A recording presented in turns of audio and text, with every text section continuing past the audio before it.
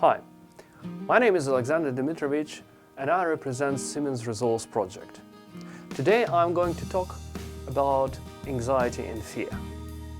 During years of my career at sea, every time when I was signing a new contract, some kind of thoughts came to my mind. They were, how is my family going to live without me here? What if something happened and I'm not here around? What they would do? Same feeling, which we call anxiety, come to many of my friends, to seafarers, but not only to us, to many people who work on shore. Anxiety is unformed fear. Fear is something concrete. We know usually the object we scare. And when we know the object, we can think about the strategy, how to prevent, how to avoid, or how to fight our fear. So we can choose a coping technique. So, when we know what we scare, it is much more easy to cope with it, rather than if we deal with an anxiety, a complex of fears and apprehensions. Do you know, is it possible to eat an elephant? Yes, but not in one piece, only in case you slice and dice it. The same with an anxiety. If you find out what the fear is, then it is much easier to cope with it. Probably some of you had a situation when your wife, child, or parents, or loved one promised to come back at 9 o'clock of the evening.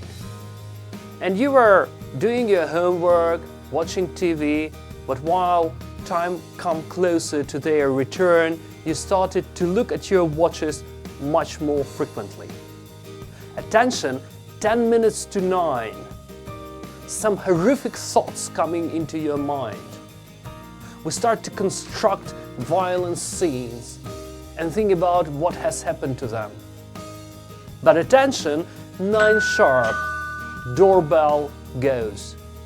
Here you are. Your loved one is at home. What a relief. But some of us even feel ashamed for this kind of bad thoughts and feelings coming to our mind.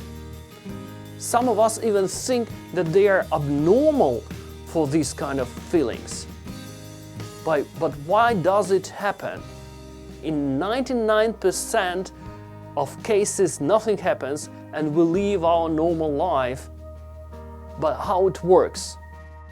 The matter is that our brain is constantly preparing us for a danger. It is inseparable and necessary for our survival, for human survival. Our ancestry needed this pattern of thinking in order to remember and analyze potentially dangerous part of the land or forest they lived, where they could be probably attacked by a predator. Oh, these type of bushes a tiger can jump out. No tiger is jumping out today. At least very few of us would see a tiger jumping in a wild nature.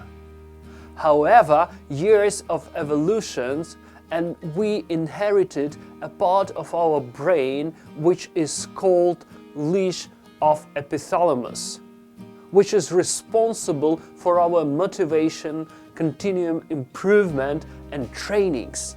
Getting back to my anxiety, which I had before I left home, I sliced it or I peeled it as an onion, removing layer after layer until I bared my fear. When I bared it, I had to admit it, at least for myself. That's what we call awareness. Awareness is the first step for a recovery. When you are aware of your fear, then you can start planning. That's what we call a contingency plan. A plan for the case of an emergency. For instance, if my worst fear was that my wife could break my car, then I probably bought a proper insurance. Do what you can and get what you should. big section of Seamen's resource project is devoted to anti-crisis soft skills training. We call it Crisis at Sea. And they probably will help you to become more resilient and stronger, to cope with the distress and support your colleague. Please join us and read more on our website.